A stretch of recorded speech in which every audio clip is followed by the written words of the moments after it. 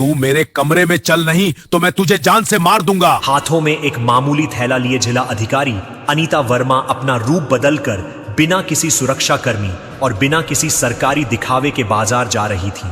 वह स्वयं अपनी नजरों से परखना चाहती थी कि यह पूरी व्यवस्था आम जनता के साथ कैसा बर्ताव करती है। घूमते घूमते उनकी नजर एक चाट के ठेले पर पड़ी, जिसे दीनानाथ नाम का एक अधेड़ उम्र का व्यक्ति तेजी से धोने भर भर कर ग्राहकों को दे रहा था। उसके माथे पर पसीना था, लेकिन आंखों में एक गहरी संतुष्टि झलक रही थी। अनीता ठेले के पास जाकर खड़ी हो गई और बोली, भैया एक प्लेट चाट लगाना। दीनानाथ ने मुस्कुराकर उनकी तरफ देखा और बोला, हाँ बहन जी बताइए, खास मसाला डालूं या सादा खाएंगी? अनीता की आंखों में एक चमक आई, बोली, एकदम चटपटा बनाना, ऐसा कि याद रहे। दीनानाथ ने कहा, बस बहन जी अभी देखिए, और फिर अपनी कला का प्रदर्शन शुरू कर दिया। उसने एक दोना उठाया, उसमें उबले आलू और मटर का मसाला भरा और फिर उसे पुदीने और इमली वाले चटपटे दही से सजाकर अनीता की ओर बढ़ा दिया। अनीता ने दोना हाथ में लिया ही था कि तभी लोगों की हंसी ठिठोली की आवाजें दब गईं। अनीता ने मुड़कर देखा तो 2 भारी मोटर गाड़ियों पर 3 पुलिस वाले और एक रौबदार दारोगा रघुवीर सिंह सवार थे। उनकी मोटर गाड़ी ठीक इनके ठेले के सामने आकर रुकी। रघुवीर सिंह अपनी मूंछों पर ताव देते हुए गाड़ी से अपने सिपाहियों के साथ उतरा और दीनानाथ को घूरते हुए अपनी कड़क आवाज में कहा, अबे दीनानाथ, तेरा ठेला आज फिर यहां लग गया। कितनी बार बोला है कि सड़क पर धंधा नहीं करना है, लेकिन तू तो मानने का नाम ही नहीं ले रहा है। दीनानाथ का खिला हुआ चेहरा पल भर में मुरझा गया। उसने घबराते हुए अपने दोनों हाथ जोड़ लिए।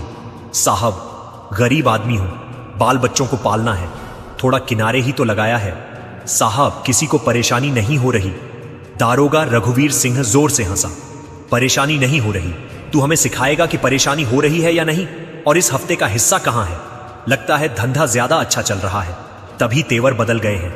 दीनानाथ गिड़गिड़ाने लगा, नहीं साहब, ऐसी बात नहीं है, अभी बोहनी भी ठीक से नहीं हुई है। शाम तक जो भी बनेगा मैं थाने में पहुंचा दूंगा साहब। दारोगा रघुवीर सिंह की आंखें गुस्से से लाल हो गईं और बोला, शाम तक? हमें मूर्ख समझा है क्या तू? हमें शाम तक इंतजार कराएगा? दीनानाथ डरते हुए बोला, नहीं साहब, मेरा वह मतलब नहीं था। दीनानाथ कुछ और कहता, उससे पहले ही सिपाही भोला राम ने आगे बढ़कर ठेले पर रखी दही की हांडी को उठाकर सड़क पर पटक दिया। सारी दही सड़क पर फैल गई और फिर इससे पहले कि कोई कुछ समझ पाता, दारोगा रघुवीर सिंह ने अपनी भारी लात दीनानाथ के ठेले पर दे मारी, जिससे पूरा ठेला पलट गया। उबले हुए आलू, मटर, चटनी सब सड़क पर बिखर गए। सैकड़ों पापड़ियां जमीन पर गिरकर गंदे पानी में लथपथ हो गईं। दीनानाथ की दिन भर की कमाई, उसकी बेटी की पढ़ाई का सपना सब उस गंदी सड़क पर बिखरा पड़ा था। दीनानाथ जमीन पर बैठकर अपनी बिखरी हुई चीजों को देख रहा था और उसकी आंखों से आंसू बह रहे थे। यह सब देखकर अनीता वर्मा का खून खौल उठा। एक जिला अधिकारी के तौर पर नहीं, बल्कि एक इंसान के तौर पर वह एक कदम आगे बढ़ी और अपनी आवाज को जितना हो सके सख्त बनाते हुए बोली, यह क्या तरीका है? किसी गरीब की रोजी रोटी को इस तरह लात मारते हुए आपको लज्जा नहीं आती? अनीता की आवाज सुनते ही दारोगा रघुवीर सिंह और उसके साथी चौंक कर उसकी तरफ मुड़े। रघुवीर सिंह ने अनीता को ऊपर से नीचे तक घूर कर सोचने लगा कि एक मामूली सी सलवार कमीज पहनी औरत मुझे कानून सिखाने की हिम्मत कर रही है। रघुवीर सिंह हंसते हुए बोला, ओहो, तो देखो जरा आज समाज सेवा करने कौन आया है। अरे बहन जी, तुम कौन हो? इसकी रिश्तेदार हो? जाओ अपना काम करो, ज्यादा नेतागिरी मत यहां झाड़ो। सिपाही भोला राम ने भी मजाक बनाते हुए कहा, लगता है बहन जी नई नई इस शहर में आई हैं, इन्हें पता नहीं दारोगा रघुवीर सिंह साहब कौन है। अनीता ने गहरी सांस ली और बोली, मैं कोई भी हूं, लेकिन मैं इस देश की नागरिक हूं और मैं पूछ रही हूं कि किस कानून ने आपको यह हक दिया कि आप किसी की मेहनत को ऐसे बर्बाद कर दें? यह गरीबों पर जुल्म नहीं तो और क्या है? जुल्म और कानून जैसे शब्द सुनकर रघुवीर सिंह का पारा चढ़ गया और सोचने लगा कि एक मामूली सी औरत उसके मुंह लग रही थी। वह भी पूरी भीड़ के सामने उसके अहंकार को ठेस पहुंच गई। उसका चेहरा गुस्से से तमतमा गया और चिल्लाते हुए बोला, ठहर, तुझे अभी सलीका सिखाता हूं। और अगले ही पल बिना किसी चेतावनी के उसने तैश में आकर अपना भारी हाथ उठाया और अनीता वर्मा के गाल पर एक जोरदार तमाचा रसीद कर दिया। आवाज इतनी तेज थी कि एक पल के लिए जैसे वक्त ही रुक गया हो। अनीता के गाल पर 5 उंगलियों के लाल निशान उभर आए। कान में एक अजीब सी झंझनाहट होने लगी। भीड़ अवाक थी। लोगों की आंखें फटी की फटी रह गईं। कोई यकीन नहीं कर पा रहा था कि एक पुलिस वाले ने खुले बाजार में एक औरत पर हाथ उठा दिया। दीनानाथ तो जैसे सदमे में चला गया था, लेकिन पुलिस वालों को इससे कोई फर्क नहीं पड़ा। वे जोर जोर से हंसने लगे और बोले, बढ़िया है, बड़ी कानून सिखाने आई थी। रघुवीर सिंह ने अपनी हथेली झाड़ते हुए कहा, अब पता चला पुलिस से जुबान लड़ाने का नतीजा। अनीता ने अपना गाल सहलाया। उसे दर्द से ज्यादा बेइज्जती महसूस हो रही थी, लेकिन उसके अंदर का गुस्सा अब एक गर्म संकल्प में बदल चुका था। तभी एक सिपाही ने आगे बढ़कर अनीता की बांह सख्ती से पकड़ ली और बोला, साहब बोलिए, अभी इसे थाने घसीटते हुए ले चलते हैं।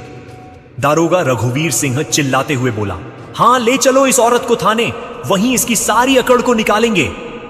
फिर अनीता को 2 पुलिस सिपाही धकेलते हुए गाड़ी की तरफ ले जाने लगे। भीड़ अभी मूक दर्शक बनी खड़ी थी। किसी की हिम्मत नहीं थी दारोगा के खिलाफ आवाज उठाने की। सबकी आंखों में पुलिस का खौफ साफ दिख रहा था। अनीता को अब एहसास हुआ कि स्थिति कितनी गंभीर है। उसे लगा कि अब उसे अपनी असली पहचान बता देनी चाहिए। बस एक दूरभाष करना है और यह चारों उसके कदमों में होंगे। लेकिन जैसे ही उसने यह सोचा, उसके दिमाग में एक और ख्याल आया। अगर मैंने अभी बता दिया कि मैं जिला अधिकारी हूं, तो यह सब डर के मारे मेरे आगे पीछे घूमने लगेंगे, मुझे सलाम करेंगे, माफी मांगेंगे। लेकिन उस सच्चाई का क्या होगा जो मैं देखने निकली थी? उस आम आदमी का क्या होगा जिसके पास जिला अधिकारी का ओहदा नहीं है? उन हजारों लोगों का क्या होगा जो रोज इसी तरह जलील होते हैं और कोई उनकी नहीं सुनता? उसने मन ही मन फैसला किया, मैं अभी अपनी पहचान नहीं बताऊंगी। मुझे इस व्यवस्था की गंदगी को आखिर तक देखना है। मुझे जानना है कि यह लोग एक आम बेसहारा औरत के साथ किस हद तक गिर सकते हैं। यह नाटक अभी और चलेगा। उसने कोई विरोध नहीं किया। पुलिस वालों ने उसे जबरदस्ती घसीटते हुए गाड़ी पर बिठाया और गाड़ी शुरू हुई। पुलिस थाने की तरफ बढ़ गई। अनीता खामोशी से बैठी रही। उनका चेहरा शांत था, लेकिन उनकी आंखों में एक तूफान पल रहा था। रास्ते भर पुलिस वाले बेहुदा मजाक करते रहे और वे बोल रहे थे, अबे ये औरत तो बहुत तेज निकली, लगता है किसी बड़े घर की है। तो किसी ने कहा, अरे नहीं रे, बड़े घर की होती तो भिखारियों की तरह खड़ी होकर चाट खाती, जरूर किसी के साथ भागकर आई होगी और अब हमें कानून सिखा रही थी। हां हां हां, थाने चलने दे, सारी हेकड़ी निकाल देंगे। रघुवीर सिंह साहब का हाथ खाकर कोई सीधा खड़ा नहीं रह पाता।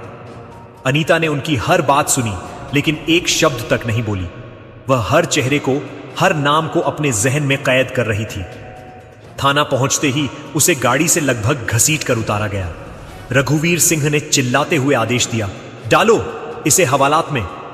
एक महिला सिपाही, जो शायद नाम की महिला थी, अनीता को पकड़ा और उसे औरतों की हवालात की तरफ धकेल दिया और बाहर से लोहे का दरवाजा बंद कर दिया। हवालात के भीतर का माहौल किसी नर्क से कम नहीं था। एक छोटा सा घुटन भरा कमरा, कोनों में गंदगी जमा थी। एक बदबूदार कंबल एक कोने में फेंका हुआ था। वहां पहले से ही 2 और औरतें सहमी हुई बैठी थीं। एक की उम्र करीब 40 के आसपास थी, उसका नाम राधा था, और दूसरी एक 24 बरस की युवती थी, उसका नाम किरण था। अनीता को देखकर राधा ने सहमी हुई आवाज